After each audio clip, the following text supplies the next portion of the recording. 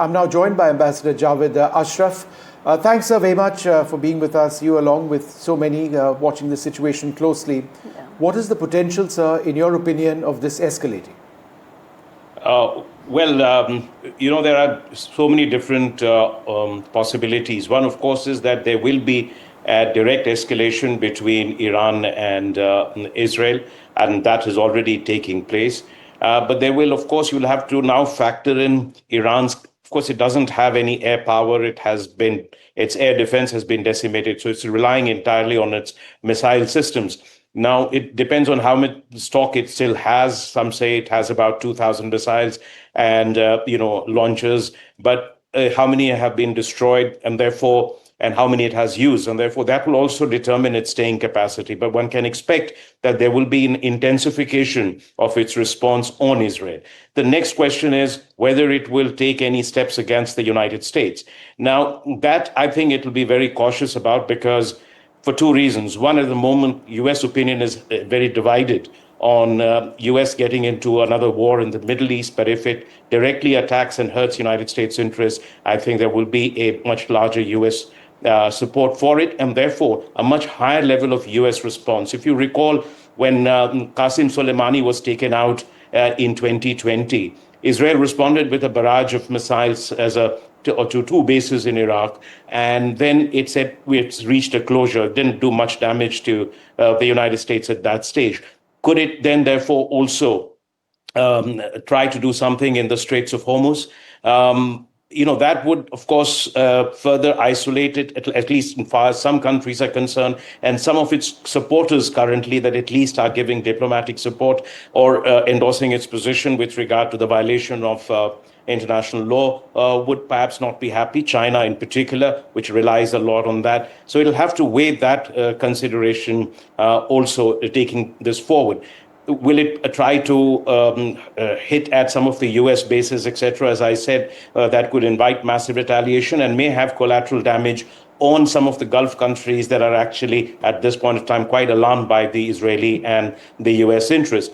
And finally, what it could also happen is that there would be a sharp increase in the escalation from both sides. And then at the same time, there could be some back-channel efforts to bring this to some sort of an end, because Israel has at least achieved one objective of setting back the nuclear program for at least some time. But the idea of a regime change, I think it gets a throwback to the era of neocons at the turn of the century. And that is, as you've seen in Iraq and you've seen elsewhere in Libya and various places, are fraught with grave risks for the region, for Iran, and I think for the world at large. Ambassador Ashraf, before we come to divided Washington and how that could impact Trump administration's future policy from here on, I want to ask two specific questions. One regarding a very important meeting that will take place between President Putin and the Iranian foreign minister tomorrow. How do you think that is likely to change the calculus? And also the phone call that took place between the Iranian President and Prime Minister Modi a short while back, where dialogue and diplomacy was stressed upon by the Prime Minister. How do you see these two in terms of the impact and the larger ramification? Well, as far as the first is concerned, I think that both Russia and China may at best provide tacit support, some sort of a support in maintaining or sustaining military capabilities, but it is not. Neither of the two is going to be directly get involved in this war. That is would be the most surprising thing as far as I'm concerned, both because of the way they normally operate, but also because of the current set of circumstances that both countries are facing. But some level of support that would be material or in terms of military nature, and in terms of putting diplomatic pressure through the UN Security Council and internationally will be there. I think there is a great opportunity for both China and Russia to expand their diplomatic space internationally, as we see a world increasingly getting fragmented between the West and the rest, at least the South and the East. And that brings us to India. Because, what I see here is that Prime Minister, of course, rightly had a very important conversation. I think he has been rightly insisting from the very beginning on the need for de-escalation, dialogue and diplomacy. He said that, of course, to Prime Minister Netanyahu, and he has said this to Iranian president now. And I think for us, it's a very complex situation, not just because of the nature of relationship that we enjoy with both Iran and Israel. I think we don't treat the Middle East and the Gulf region as our neighborhood. But if you just look at the map and see the distance from Indian coast to Iran, it's 543 nautical miles. You see the entire Gulf region is actually some way as close as some of our southern states are.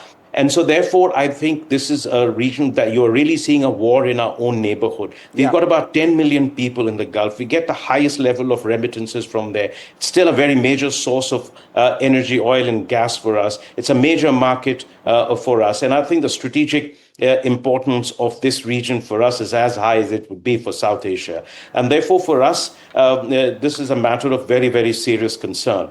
Now, are we in a position to play any kind of a role in the actually bringing about a de-escalation or an end to this? I don't think that is possible. All right, for Ambassador us. Ashraf, I'm just interrupting you now just to tell our viewers that in the next 8 minutes we expect a press conference from the Pentagon. The US Secretary of Defense, Pete Hegseth, among others, expected to talk about the impact of the American strikes. They've also this new reaction coming in now from Iran. Let's just listen in. The Islamic Republic of Iran condemns in the strongest terms the United States' brutal military aggression against Iran's peaceful nuclear facilities. It is an outrageous, grave, and unprecedented violation of the fundamental principles of the Charter of the United Nations and international law. While President Trump was elected on a platform of putting an end to America's costly involvement of forever wars in our part of the world, he has betrayed not only Iran by abusing our commitment to diplomacy, but also deceived his own voters by submitting to the wishes of a wanted war criminal.